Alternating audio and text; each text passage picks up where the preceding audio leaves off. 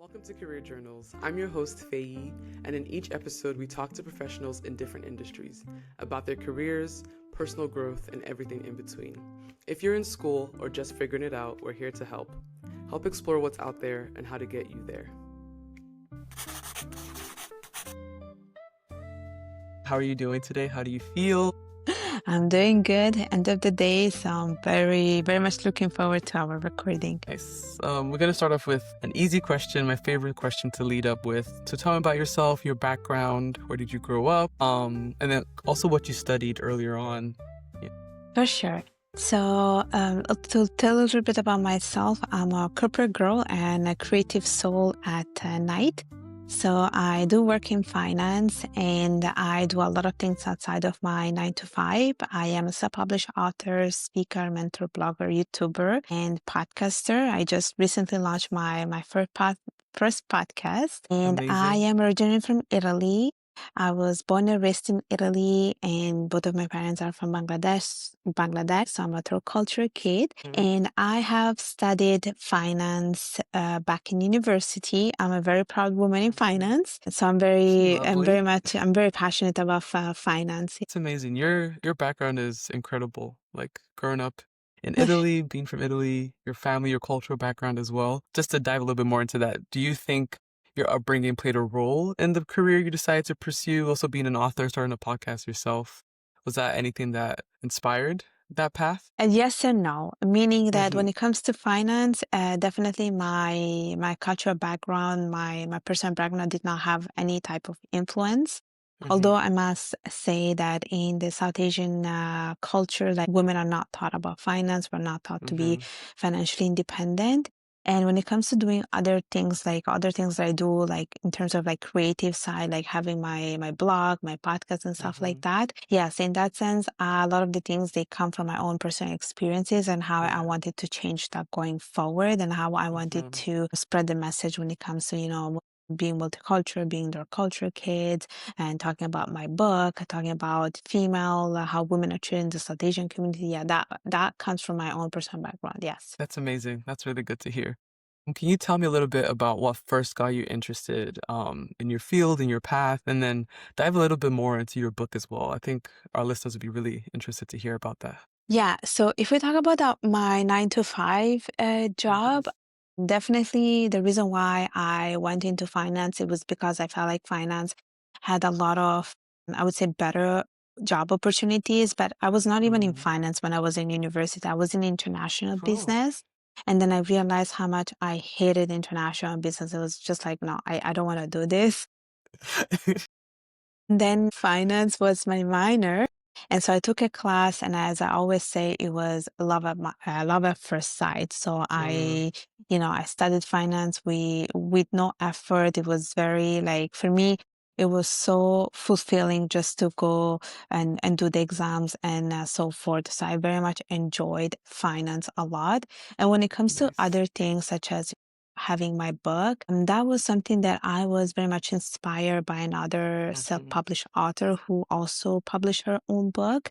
And I felt her story was so inspirational that I was like, I want to do the same thing too. So that's how the book was created. And the same theme, it was the podcast and also, me speaking about this in other places as well. So yeah. That's incredible. That's incredible. And what would you say were some things that, like, skill sets, or what skills did you learn from your time in school that you're applying to now, your day-to-day life? When it comes to school, honestly, I would say definitely the technical expertise or the technical knowledge that you get from, getting a degree.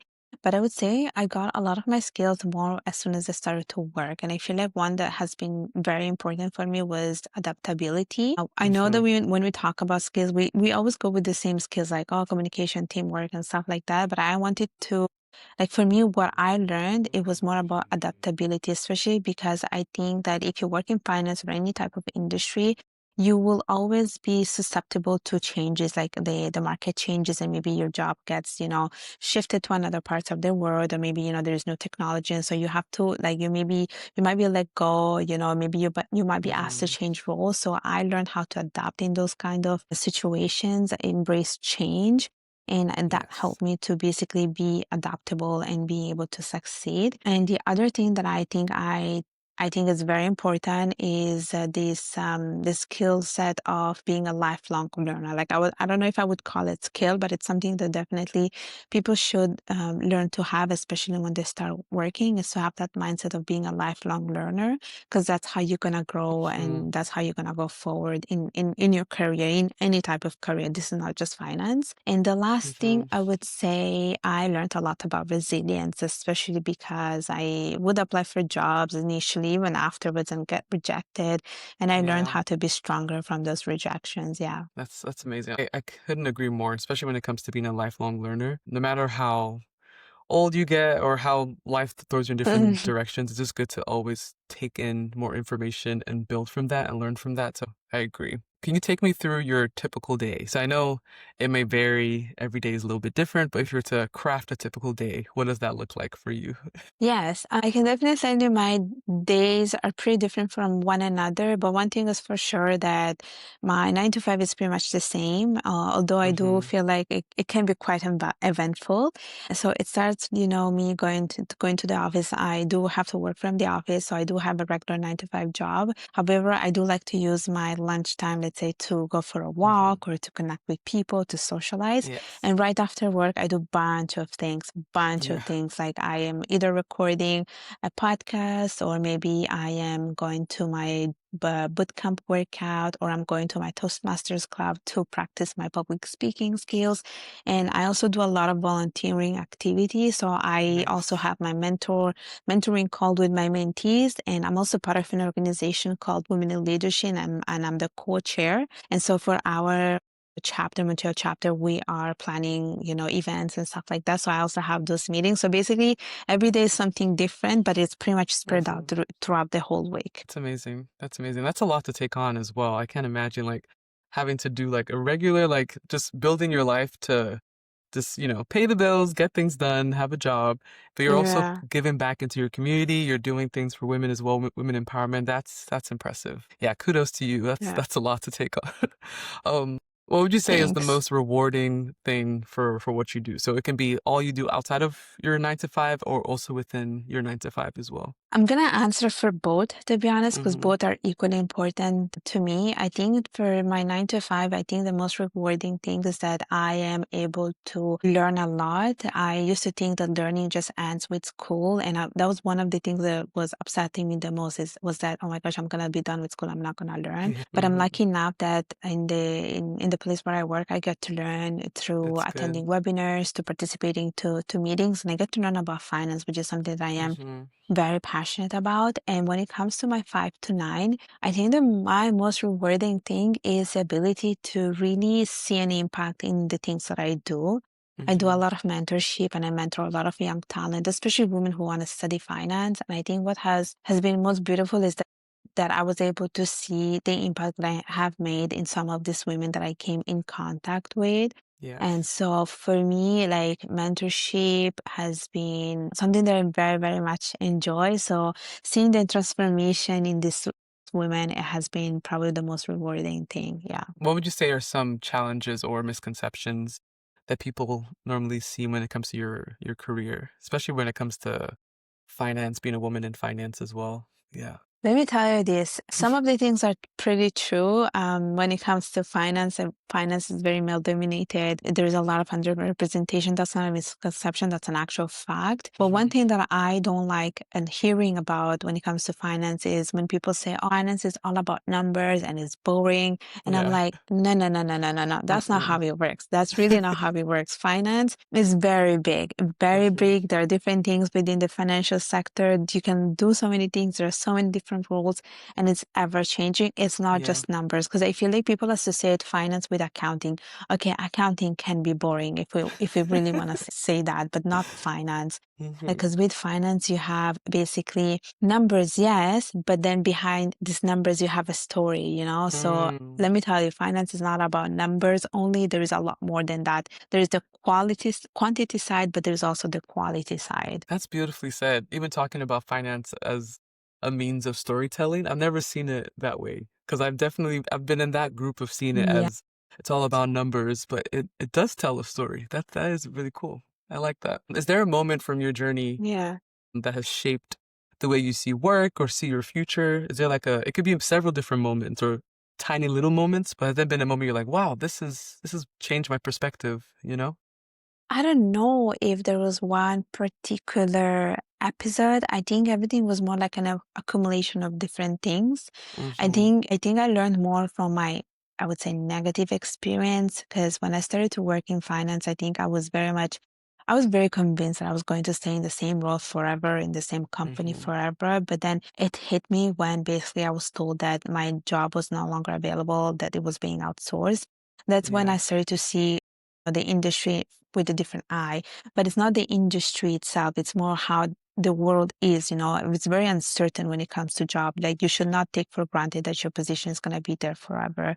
So that's Exactly. something that I feel like it was pivotal in the sense that everywhere I go, I never say, okay, this is going to be my place forever. This is going to be my place for the time being. And if another Mm-hmm. opportunity comes or if something happens, I'm going to be open to explore that. Yes, that's something I also try and talk about, and I also believe in. Like having a career is important, doing things that can like fulfill certain dreams or goals that you might have as a person, but Yeah. understanding that, especially in the way the world is turning and the career space is turning, that change is Yeah. inevitable. Like people gain jobs, Yeah. lose jobs, even things are outside of their control. So I do like that Yeah. mindset of being flexible and understanding that change, yeah, it's inevitable.